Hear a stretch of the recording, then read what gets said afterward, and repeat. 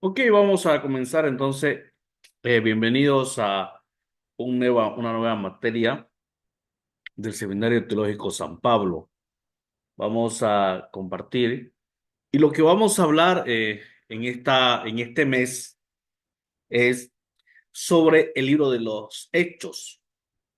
En algunos escritos dice Hechos de los Apóstoles. Algunos eruditos, algunos estudiosos lo ponen como el Pentecostés y las misiones. Así que hoy vamos a aprender y vamos a estudiar todo lo referente al libro de los Hechos. Esta semana ya va a estar su texto a la venta, 20 bolivianos los que deseen, digitales, 25 impresos, ¿ya? Así que me van pidiendo porque todas las tareas van a salir de el texto. Vamos a comenzar entonces. ¿Está compartiendo la pantalla? ¿Alguien me dice?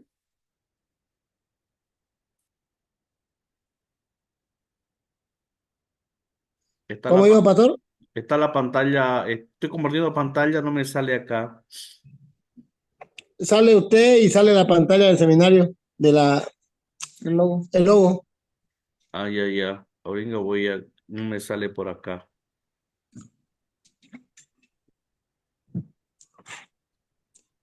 Vamos.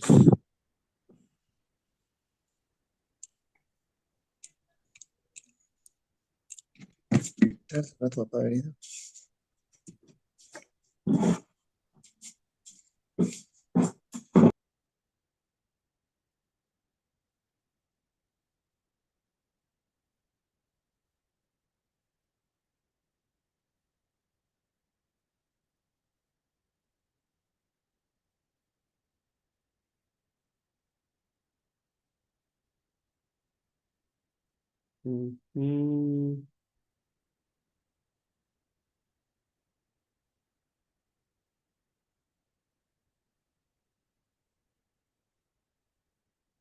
Vamos a un momentingo ya, denme un segundo. Estoy tratando de que me salga a mí lo que estoy compartiendo para así poder seguir.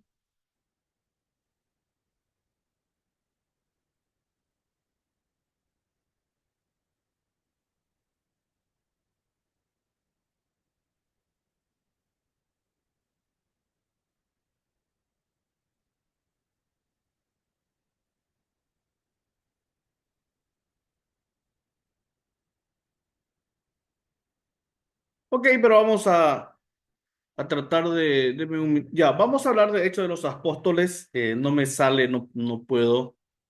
Creo que se ha actualizado el Zoom y me está imposibilitando un momento de poder. Ok, Hechos de los Apóstoles. El libro de Hechos es la primera historia de la iglesia. El libro de los Hechos es la primera historia de la iglesia. ¿De qué se trata el libro de Hechos de los Apóstoles, más conocido como todos llegamos a conocer? Es el libro de los hechos de la historia de la iglesia. Nos cuenta los eventos más sobresalientes de la historia del cristianismo en los años, de los años 30 y 60 después de Cristo. Entonces, de qué se trata o de cuál es el contenido de Hechos? Es la historia o la primera parte de la historia de la iglesia desde los años 30 hasta los años eh, 60 después de Cristo. ¿Qué más habla el libro de los Hechos? Es un documento, es uno de los documentos más importantes del Nuevo Testamento, porque desde ahí nos enfoca o nos narra la historia de los primeros cristianos. Eh, Casi todos los eruditos, como le decía al comienzo, casi todos los eruditos, casi todos los grandes estudiosos, le llaman, están de acuerdo que el autor de este libro es Lucas. Tanto el libro de Lucas como el libro de Hechos se lo dan al gran médico amado Lucas. Entonces todos los eruditos a través de la historia han narrado y han llegado a la coincidencia de que el libro de Lucas y Hechos le pertenece al médico Lucas. Entonces, ¿sabe qué es algo interesante? Que en Colosenses capítulo 4 versículo 14, por favor, me pueden dar lectura. Filipenses capítulo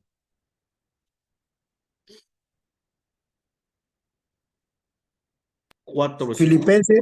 4:14.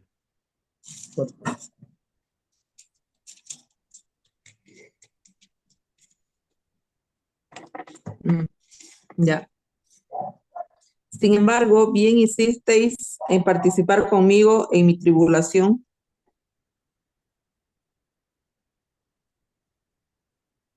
Ok, ¿sabe qué? Eh, ¿Qué sabemos de Lucas? Váyase al libro de Filemón 24.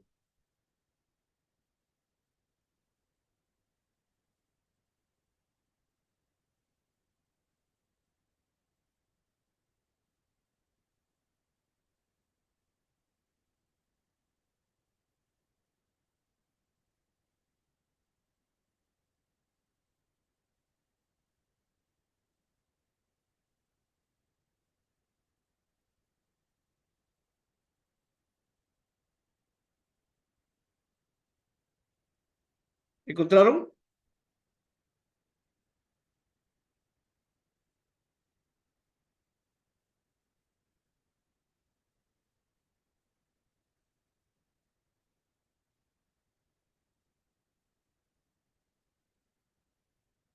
Entonces seguimos, vamos a continuar. Después de padecer, se le presentó dándole muchas pruebas convincentes de que estaba vivo. Durante 40 días se le apareció y les habló acerca del reino de Dios. Hechos 1:13. Un libro o el libro de los Hechos es un libro encantador. El libro de los Hechos de los Apóstoles es considerado como un libro encantador. Es un libro del Nuevo Testamento con mayor importancia en el contexto del canon bíblico.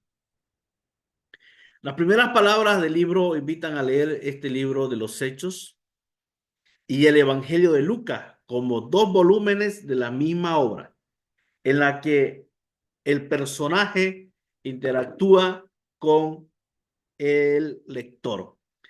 El libro de los Hechos, hermanos, continúa el relato del movimiento cristiano primitivo durante 30 años después de la muerte de Cristo. Ojo, pregunta de examen.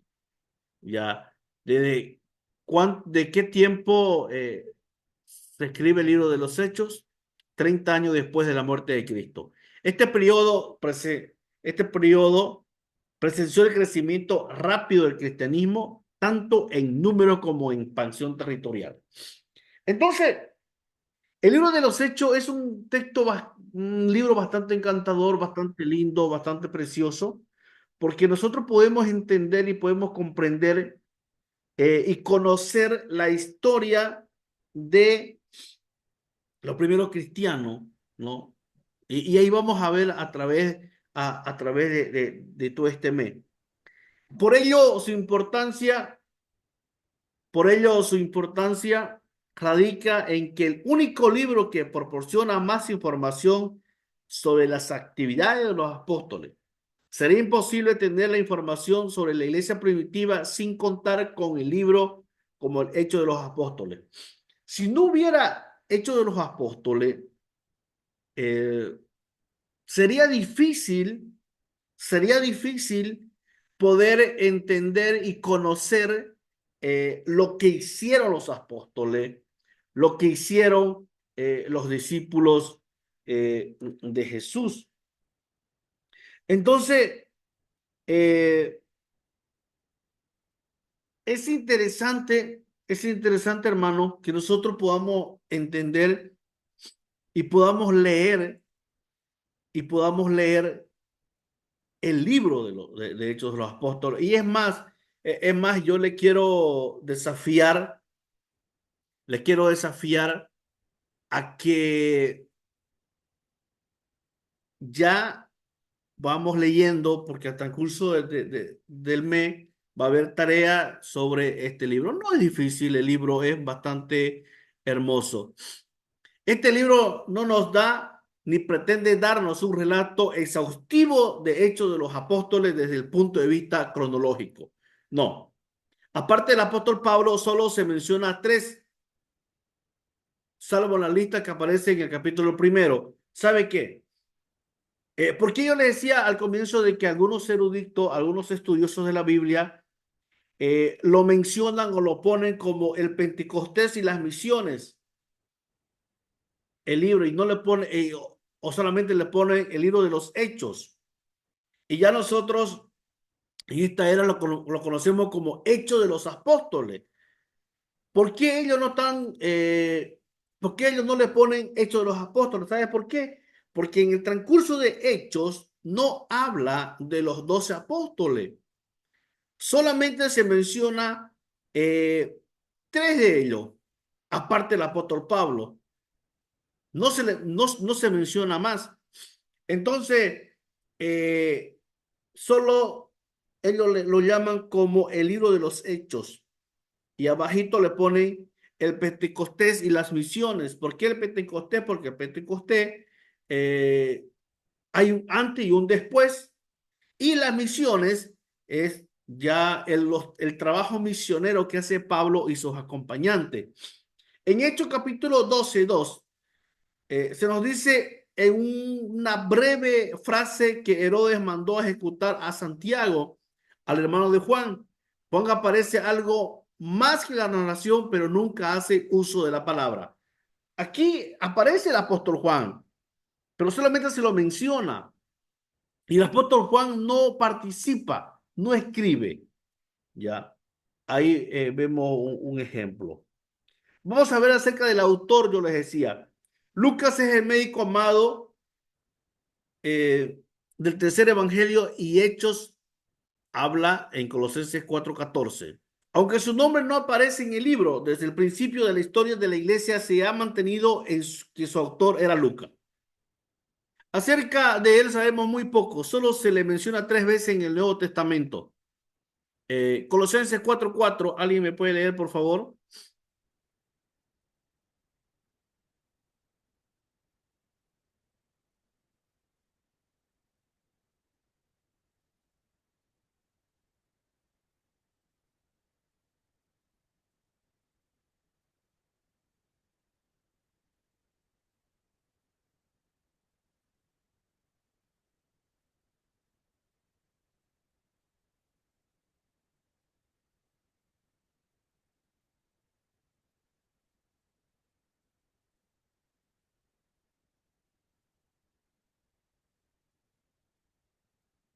Ya. Para que lo manifieste como debo hablar. Segundo Timoteo 4:11. Ahí Bueno, eso habla, es mire, Colosenses 4:4. ya. ¿Qué dice ahí? Léame de nuevo, por favor. Para que lo manifieste como debo hablar. Mire, el autor habla para que lo manifieste cómo debo hablar. O sea, que él está escribiendo y él afirma de que él tiene que saber algo para escribir. Entonces, y él les decía de que se lo dan a Lucas, tanto el libro de Lucas como el libro de Hechos, al amado Lucas. De esta referencia podemos deducir dos cosas seguras. La primera de que era médico y la segunda de que era uno de los más apreciados colaboradores y leales amigos de Pablo. Podemos deducir también que era gentil y es el único autor gentil del Nuevo Testamento. Lucas no era judío, era gentil. También se parte del supuesto que Lucas era médico porque usa términos médicos con mucha naturalidad. Mire, esto es interesante, quiero explicarle lo que habla acá en el griego original. En Lucas 4:35, hablando de que él tenía el espíritu de un demonio inmundo, dice, cuando el demonio le había tirado al suelo, usa el término médico correcto para convulsiones. A ver, por favor, Lucas 4:35.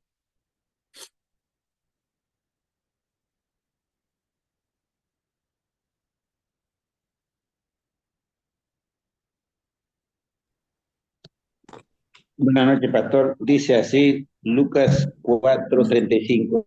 Y Jesús le respondió diciendo, cállate y sal de él. Entonces el demonio, derribándole en medio de ellos, salió de él y no le hizo daño alguno. Palabra de Dios. Amén. Léame de nuevo, hermano, por favor. Queremos ir tratando de entender. Una vez más. Sí. Ya, dice Lucas 4:35, dice así. Y Jesús le respondió diciendo, cállate y sal de él. Entonces el demonio, derribándole en medio de ellos, salió de él y lo hizo daño, y no lo hizo daño alguno. Eh, en algunos escritos, en otras traducciones, habla de convulsiones, convulsionó. Y una persona normal no va a saber pues, estas palabras o estos términos médicos, ¿no? Entonces Lucas habla también ahí. Mire, otro, en el original, yo quiero mostrar esto en el original. A ver, vamos a ver. Mateo 19:24.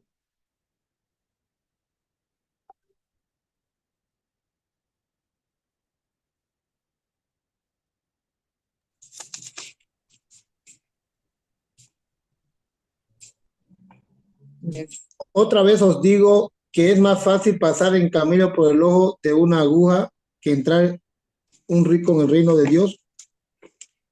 Mire, aquí Mateo habla de la aguja o aguja, ¿no? Aguja y se refiere a la aguja de costurar, a la que conocemos nosotros, a la aguja que se costura ropa. Pero en cambio Lucas, en el original, quiero leerle en el griego original, tanto Marco como Mateo hablan de la aguja normal que conocemos para costurar ropa. Usan la palabra más corriente para designar a la aguja de sastre o de casa, rafis, en griego. Sin embargo, solo Lucas usa el término veloné, que quiere decir aguja de cirujano. Entonces, ¿por qué, eh, ¿por qué Lucas habla que esta aguja era más fácil que pase un camello sobre el ojo de una aguja?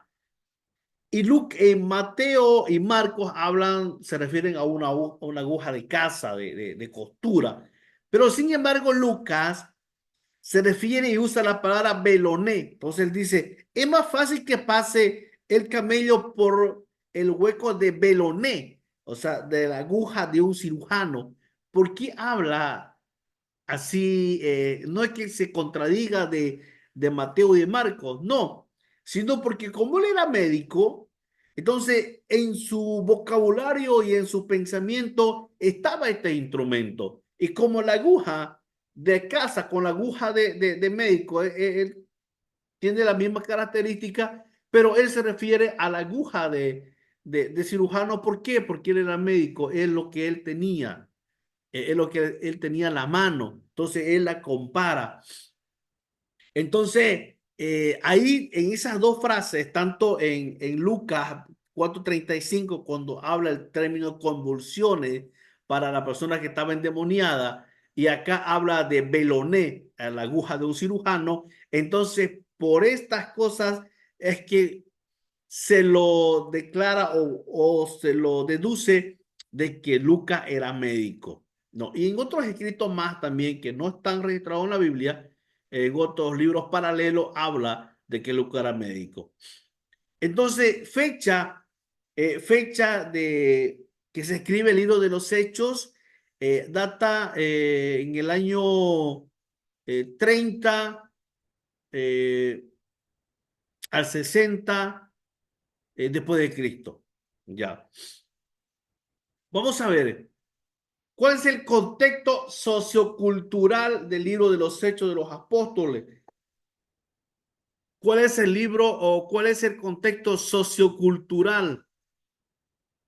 Por otro lado, es bueno señalar el contexto sociocultural de la época en que el autor escribe el libro de los Hechos. Lucas y la iglesia del primer siglo vivieron en un mundo de dos culturas, la cultura judía y la cultura helénica. ¿En qué cultura vivió Lucas y en qué cultura se inicia la iglesia primitiva? Se inicia bajo dos culturas, la cultura judía y la cultura helénica. Algunos estudiosos de Hechos de los Apóstoles han subrayado que el desarrollo de la crítica literaria incitó a los biblistas y exégetas a interesarse por las relaciones entre el libro de los Hechos y el contexto del primer siglo. Y ahí vamos a ver cuál era esa cultura helenista o cuál era la cultura helénica. El helenismo. Es bueno señalar que varios autores mostraron que Lucas se apropió de dos elementos convencionales de la literatura, como también del género literario griego-romano, ¿no? Aparte de estas culturas, estaban los griegos, estaban los romanos. Han sido verificados el uso de la retórica helenista en el discurso cristológico de Lucas y Hechos. Las comparaciones del prólogo entre Lucas y Hechos. Mire, eh, Lucas, Lucas hace, usa más el léxico o la literatura helenista, ¿no? O también Lucas hace el género literario griego-romano. Entonces, estaba por un lado la cultura helénica y por otro lado estaba el judaísmo, ¿no? Se ve que el autor en el destacado lugar que ocupa la Biblia judía en la obra de Lucas. La importancia del tema del cumplimiento de las escrituras y de forma más general el papel del Antiguo Testamento. Probablemente esto se da con reacción contra una lectura demasiada griega de los hechos. Lucas es el autor rico y polivalente que para conseguir su relato supo beber de los vastos conocimientos que tenía de los escritos del Antiguo Testamento y del mundo judío. Lucas, para escribir el libro de Lucas, el libro de los Hechos, tuvo que estudiar mucho el Antiguo Testamento.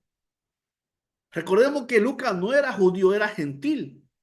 Y para un gentil, tener el conocimiento de escribir dos libros, eso quería decir o quiere decir de que este Lucas estudió mucho el Antiguo Testamento. ¿no? Pero estudió mucho el Antiguo Testamento porque Lucas no era judío, era gentil, ¿no? Ahora, ¿quién más habla?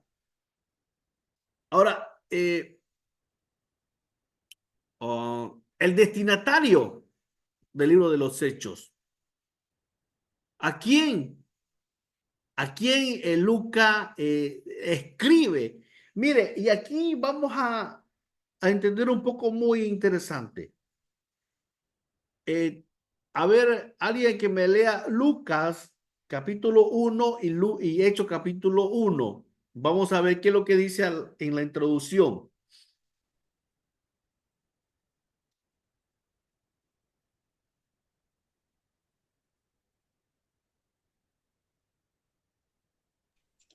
Lucas capítulo 1, pastor, Sí, sí,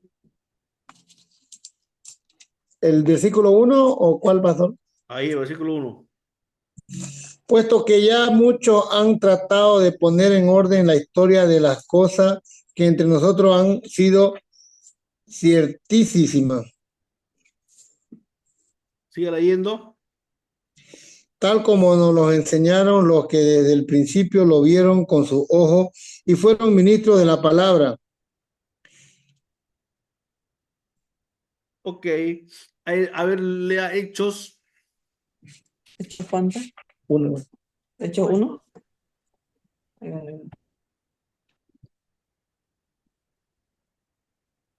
Hechos, capítulo 1. Vale. En el primer tratado, oh Teófilo, hablé acerca de todas las cosas que Jesús comenzó a hacer y a enseñar. Ok. Mire, en Lucas, en la parte de arriba, hay una letrita chiquitita. Dice dedicatoria a quién? A, a Teófilo. A Teófilo. Ya. Ahora, vamos a ver Hechos, hermana Diana, ¿qué dice? Nuevamente. La promesa. La promesa del Espíritu Santo. Ya. Ahora ahí lea lo que continúa. En el primer tratado, oh Teófilo, hablé acerca de todas las cosas que Jesús comenzó a hacer y a enseñar. Ok, mire, aquí vamos. Agárrese los cinturones. Ujú. Teófilo es el destinatario del libro de Hechos y Lucas. Ahora, ¿quién sería don Teo? No el Teo que conocemos. Este es Teófilo. Ahora, ¿quién sería? Porque no se lo menciona más. No se lo menciona más. Solamente dice dedicatoria a Teófilo y luego esto dice, en el primer tratado te escribí esto, oh Teófilo. Lucas dedicó su evangelio, como también el libro de los Hechos de los Apóstoles, a un cierto Teófilo. No sabemos quién era Teófilo. En Lucas 1:3 se lo llama excelentísimo, oh Teófilo.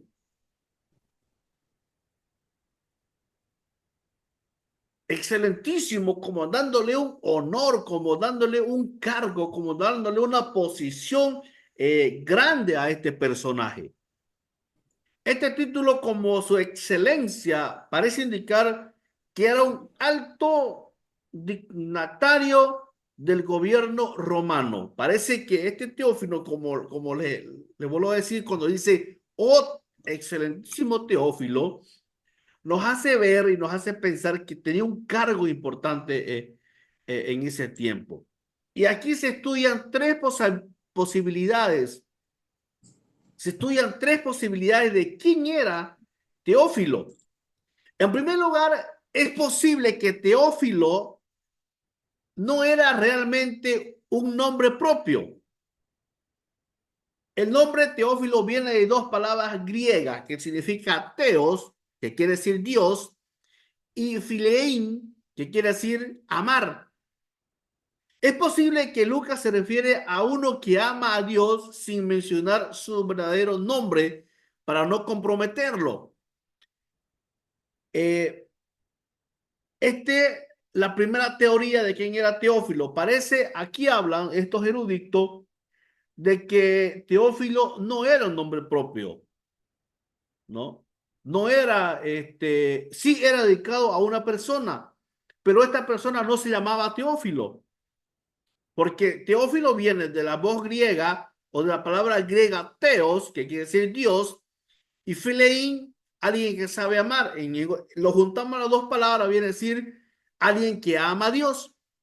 Entonces, aquí la primera teoría que los grandes rabinos hablan es que Lucas le mandó una carta a un cierto tipo, a un cierto personaje romano, pero tenía un cargo grande, y para no comprometerlo, porque era romano, para no decirle, oh gran Juan, oh gran Claudio, oh gran Herodes, podamos decirle, dice, oh Teófilo, y por no ponerle, oh, que ama a Dios, le puso Teófilo.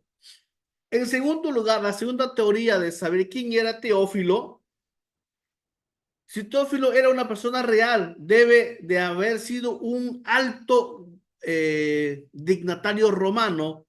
Tal vez Lucas le dedicó este libro para mostrarle que el cristianismo era una cosa maravillosa y que el cristianismo eran buenas personas.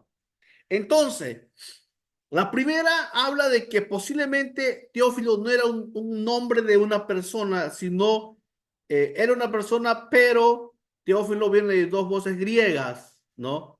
Entonces, era una persona, pero Teófilo no era el nombre de él. Y aquí en la segunda habla de que sí, posiblemente era su nombre Teófilo, y posiblemente haya sido un gran personaje romano, pues puede ser un militar, un gobernador, pero tenía un cargo grande, por eso le dice, oh, excelentísimo Teófilo. Y en tercer lugar, existe una teoría más romántica, basada en que el hecho de que Lucas era médico y los médicos eran, los médicos eran eh, muchas veces esclavo en ese tiempo, Lucas pudo haber sido el médico de Teófilo y este pudo haber estado gravemente enfermo y haberse salvado gracias a la habilidad y fidelidad de Lucas y que en agradecimiento le concedió la libertad. Mire, esta tercera teoría sí habla de que Teófilo era un personaje, era un militar romano y que Lucas era esclavo de Teófilo y que Lucas era su esclavo o su esclavo y médico de cabecera de Teófilo. Y según algunos escritos, deja ver de que Teófilo se enferma gravemente, pero Dios lo sana, vuelve a recuperar su salud y en agradecimiento lo deja libre a Lucas. Y entonces Lucas, también en agradecimiento por dejarlo en libertad, le escribe, se lo dedica. No es que Lucas haya hecho Lucas y Romano, o perdón, y hecho y se le haya mandado a él, no, sino que se lo dedica estos dos libros, se lo dedica. Se lo dedica y se lo manda, ¿no? No es que se lo haya escrito para él, no, sino que Lucas escribe estos dos libros y se lo envía para que él también lo pueda leer y ahí le pone la dedicatoria. Entonces, estas tres teorías habla de que posiblemente quién venía o quién era Teófilo. Exactamente, no hay con certeza de decir Teófilo era tal persona. No. Hay estas tres teorías que se maneja, cual, cual haya sido cierta, a nosotros no nos va ni nos viene ni nos afecta en nada. Simplemente tratar de buscar quién era Teófilo, pero no hay exactamente algo, un escrito que diga Teófilo era un gobernador de Roma, pero los tres coinciden de que era romano. Los tres coinciden de que era romano y los tres coinciden de que era un alto mando o tenía un cargo importante, por eso ahora la expresión oh excelentísimo Teófilo. Hasta ahí, hermanos, ¿alguna duda, alguna pregunta, algo que le llamó la atención? Mientras yo tomo mi matecito.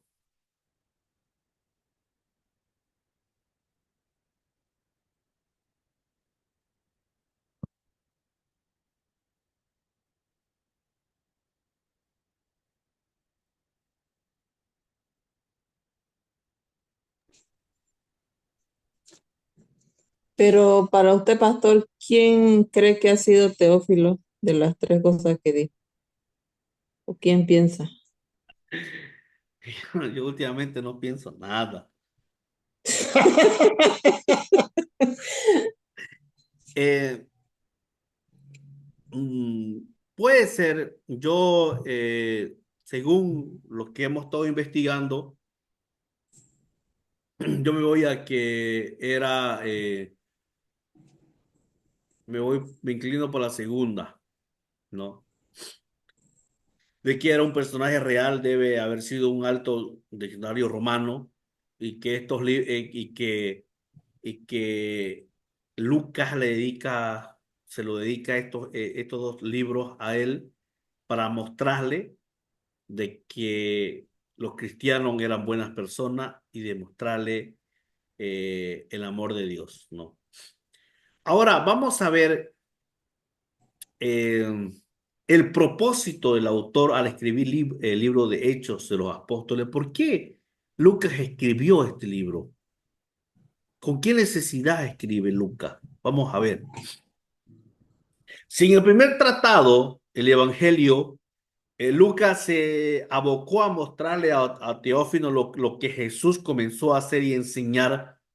Y en este segundo se propone a escribirle lo que hizo después de su ascensión.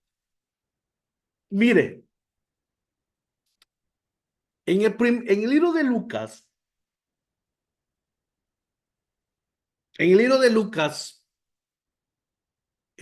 Lucas le muestra a Teófilo lo que Jesús comenzó a hacer y enseñar.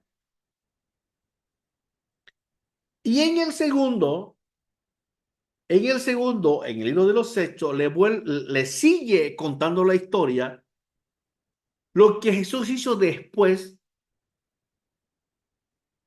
en ese lapso de 40 días, 50 días que tuvo Jesús en la tierra, después de su resurrección, pero Jesús sigue haciendo ahora a través de los discípulos,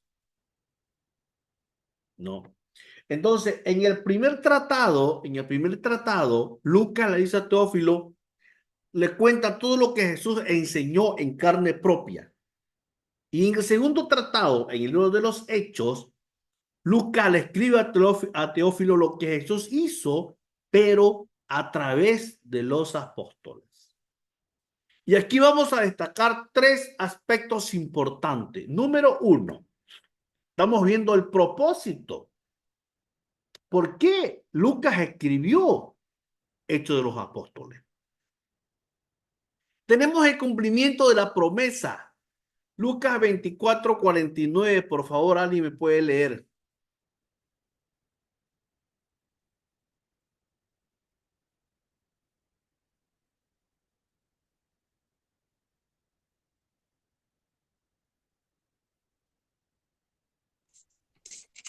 He aquí, yo enviaré la promesa de mi Padre sobre vosotros, pero quedaos vosotros en la ciudad de Jerusalén hasta que seáis investidos de poder desde lo alto. Interesante, ¿no? La promesa. Hechos 1:5. Bueno, Aurelio.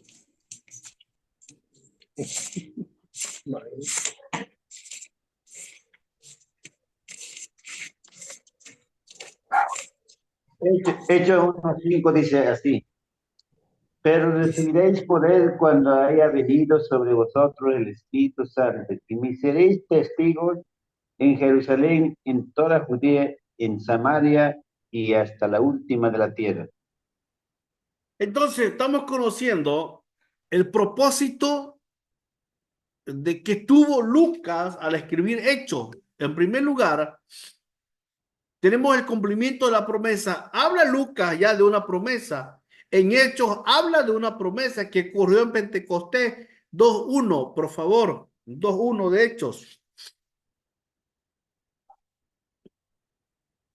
Y de repente vino del cielo un estruendo como de un viento recio que soplaba, el cual llenó toda la casa donde estaban sentados. Mire, en Lucas hubo una promesa, en Hechos una promesa, 1:5, y se cumple en 2:1. Entonces, ¿cuál es el primer propósito que tiene Lucas a escribir Hechos? Es para el cumplimiento de la promesa. Es el cumplimiento de la promesa. Número 2, el segundo propósito. El modo de defender el evangelio implantado, especialmente desde el capítulo 3 en adelante, los judíos quisieron intimidar a los líderes, Pedro y a Juan, pensando que pronto todo ese proceso quedaría desbaratado. El segundo propósito, hermano querido, y pregunta de examen, eh, era defender el evangelio.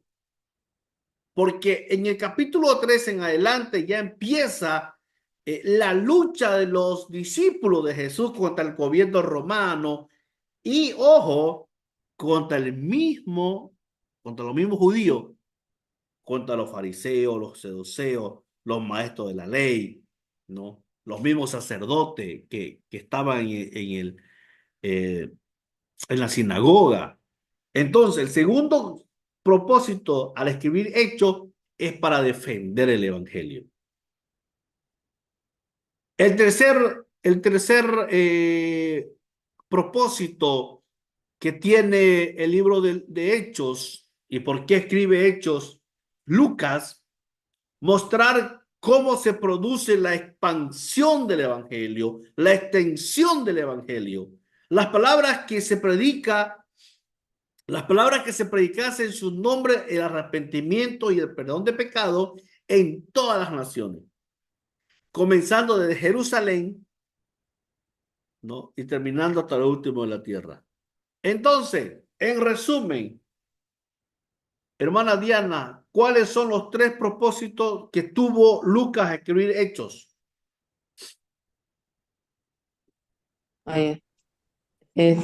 Cumplimiento de la promesa, defender el evangelio y mostrar la extensión del evangelio de Jerusalén hasta lo último de la tierra.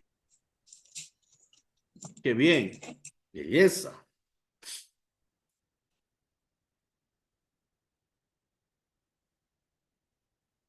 ¿Qué más podemos hablar de la introducción de Hechos?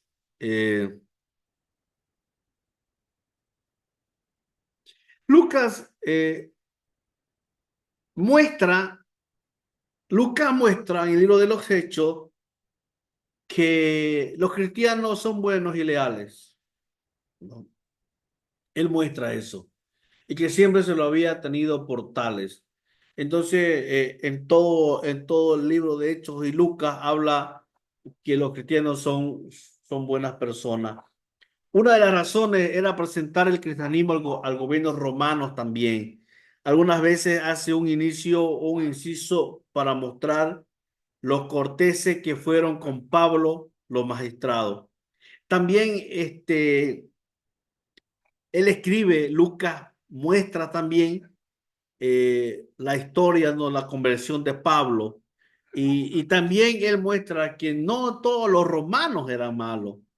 Sí cumplían la ley, sí tenían que cumplir el orden que ellos tenían, pero en muchas ocasiones estos romanos fueron muy amables con Pablo cuando Pablo estaba detenido, incluso eh, defienden al cristianismo. En algunos casos los romanos defendían al cristianismo. ¿no? Entonces, eso es lo que más también enfoca Lucas. Ahora, ¿cuál es el contenido? ¿Qué es lo que vamos a estudiar en Hechos? Yo lo he sacado así. Lo he dividido en tres partes, o está dividido en tres partes. Desde el capítulo 1 al capítulo 7, vamos a estudiar testificando en Jerusalén. Desde el capítulo 8 al capítulo 12, vamos a estudiar testificando en Judea y Samaria.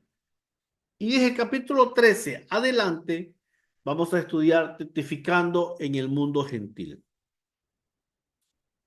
Entonces, lo hemos dividido en tres partes, el libro de los Hechos. Hemos hecho un bosquejo.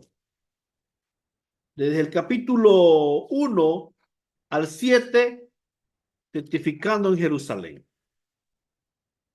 Desde el 8 al 12, testificando en Judea, y del 13 al 28, testificando en el mundo gentil. Entonces así está dividido el libro de los Hechos, lo hemos dividido así, para estudiar del 1 al 7 todo lo que menciona las cosas más importantes, y luego nos vamos al 8 al 12 y del 13 al 28. Ese es el contenido. Evangelización del mundo. Mire, el contenido de todo hecho habla del Espíritu Santo, del poder del Espíritu Santo, y habla de la evangelización en el mundo. Entonces, el contenido más directo que tiene hecho el Espíritu Santo y la evangelización del mundo. Si alguien le pregunta, eh, ¿cuál es el contenido de hecho? Dos cosas: su poder, el Espíritu Santo, y la evangelización del mundo.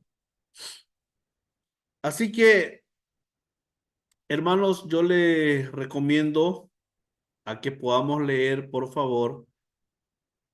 Ya vamos leyendo el libro de Hechos, porque va a haber, usted tiene que sentarse, estudiar. Vamos a tener algunas tareas. Esta semana le mando la primera tarea, ¿ya? Así que,